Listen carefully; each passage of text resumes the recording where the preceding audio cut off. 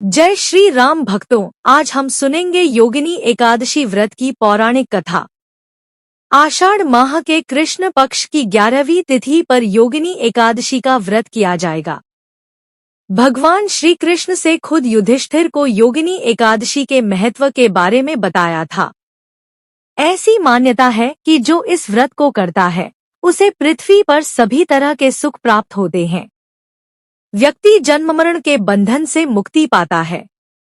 योगिनी एकादशी का व्रत करने से 88,000 ब्राह्मणों को भोजन कराने के समान फल की प्राप्ति होती है और व्रती को बैकुंठ धाम की प्राप्ति होती है।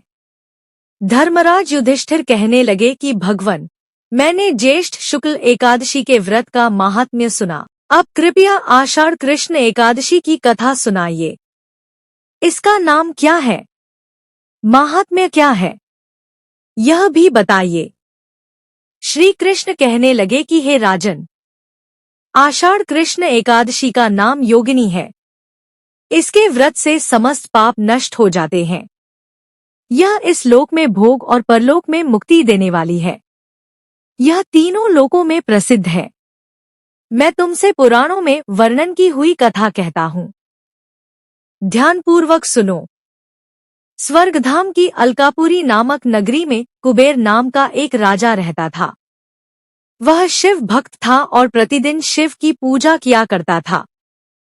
हेम नाम का एक माली पूजन के लिए उसके यहाँ फूल लाया करता था। हेम की विशालाक्षी नाम की सुंदर स्त्री थी। एक दिन वह मानसरोवर से पुष्प तो ले आया, लेकिन कामासक्त होने के कारण वह अपनी स्त्री से हास्य विनोद तथा रमण करने लगा।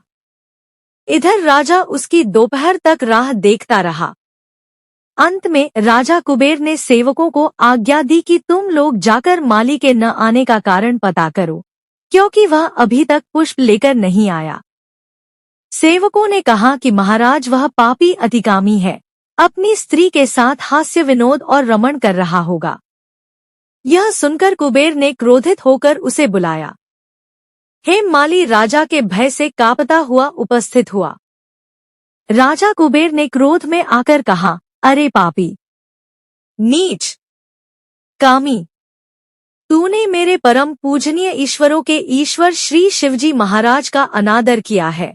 इसलिए मैं तुझे शाप देता हूँ कि तू स्त्री का वियोग सहेगा और मृत्युलोक में जाकर कोढ़ी होगा। कुबेर के शाप से हेम माली का स्वर्ग से पतन हो गया और वह उसी क्षण पृथ्वी पर गिर गया।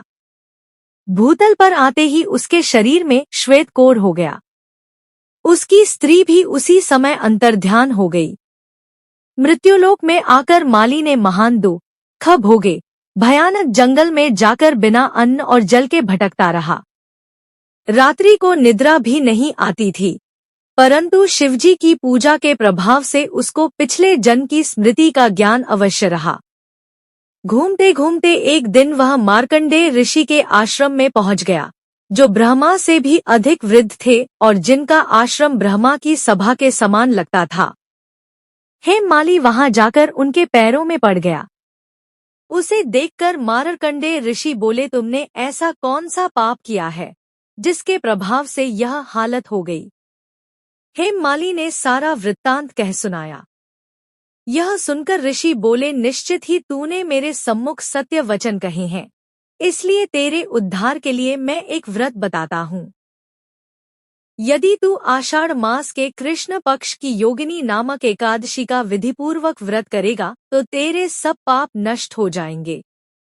यह सुनकर हेम माली ने अत्यंत प्रसन्न होकर मुनि को साष्टांग प्रणाम किया। मुनि ने उसे स्नेह के साथ उठाया। हेम माली ने मुनि के कथनानुसार विधिपूर्वक योगिनी एकादशी का व्रत किया। इस व्रत के प्रभाव से अपने पुराने स्वरूप में आकर वह अपनी स्त्री के साथ सुखपूर्वक रहने लगा।